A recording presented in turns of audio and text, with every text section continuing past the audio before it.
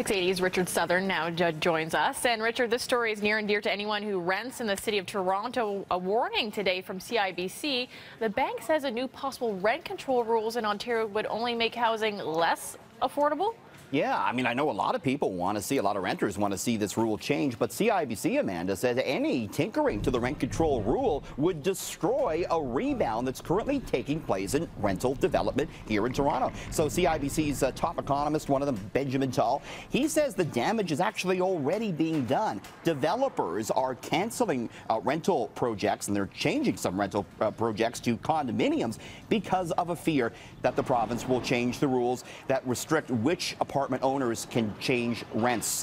Currently, the rent control rules only apply on buildings constructed before 1991. CIBC says changes to the rule would be alarming because developers would have less of an incentive to build new rental properties at a time when the city really needs them. And stay tuned, Amanda, because Adrian Gabriel, he's coming up and he's going to be talking to the Premier and to Mayor Tory about all the rent increases that we're seeing here in the city right now. So stay tuned for that.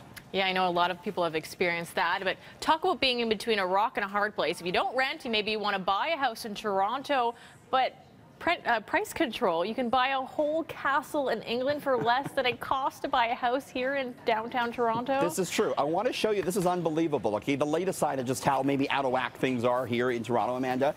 A legit 19th century castle in Warwickshire, England can be yours for 550,000 British pounds. That's about 917,000 Canadian dollars. You can have a castle for less than $1 million Canadian. Of course, the average detached house here in Toronto, about 1.3 million. It doesn't come with a moat. It doesn't come with a drawbridge. You're lucky to get a driveway. This castle comes with just one bedroom, but it sits on a big property with a pond, an orchard, a vegetable patch. It even comes with a separate two-car garage, complete with a one-bedroom apartment above it. Looks like we're living in the wrong city, Amanda. We had Adrian Gabriel looking at people renting out the back of their cars, and meantime in England, you can have a castle. How about that? I'd say so. Oh, all right. Well, the king of late-night infomercial is looking to go public on Wall Street. And Richard, I guess you have this show-stopping story? I have the showstopper. It can be yours, Amanda, for under 20 seconds. Okay, so this is Ronco Brands, the household gadget maker made famous by Mr. Ronco IPO. It's eyeing an IPO. And just like his rotisserie, it'll be priced well below $100 if you call now.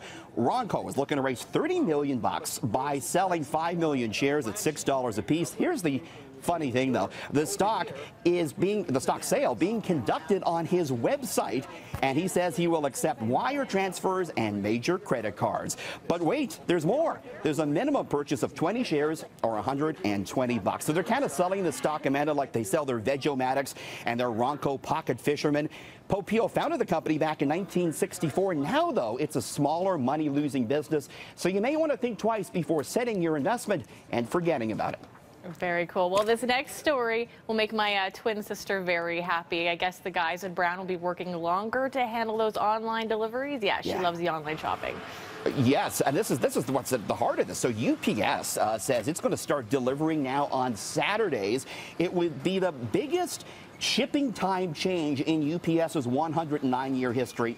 And indeed, the reason is big demand from online shopping. Couriers really benefiting from that surge in online retail.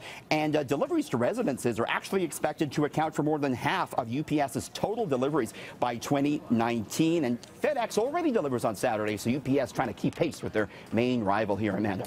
Excellent. Well, I'm really looking forward to July 1st, and it turns out I guess some companies are too. Some brands are trying to cash in on Canada's upcoming 150th birthday, and I guess one beer company took an idea from the Prime Minister of all people. Yeah, taking a cue from Justin Trudeau. So the PM back on April Fool's Day tweeted about how Labatt should rename their 50 beer to Labatt 150 in honor of Canada's 150th birthday.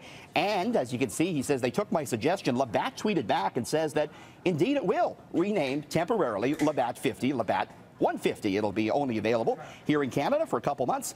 You know, Labatt is actually older than Canada itself. It's celebrating its 170th anniversary this year, and that 50 beer was one of its top sellers back in 1950, but it still makes it, and the Prime Minister actually said it was his favorite type of brew. Amanda. Wow, and that just shows you just how much power the PM has. I know all the other legislation he can force, but if you can get a beer to change its name. Wow. And there's nothing more Canadian than the Prime Minister tweeting Labatt's, I don't think so. That's some Canadian clout. All right, thanks so much, Richard. And next, breaking news from the courts.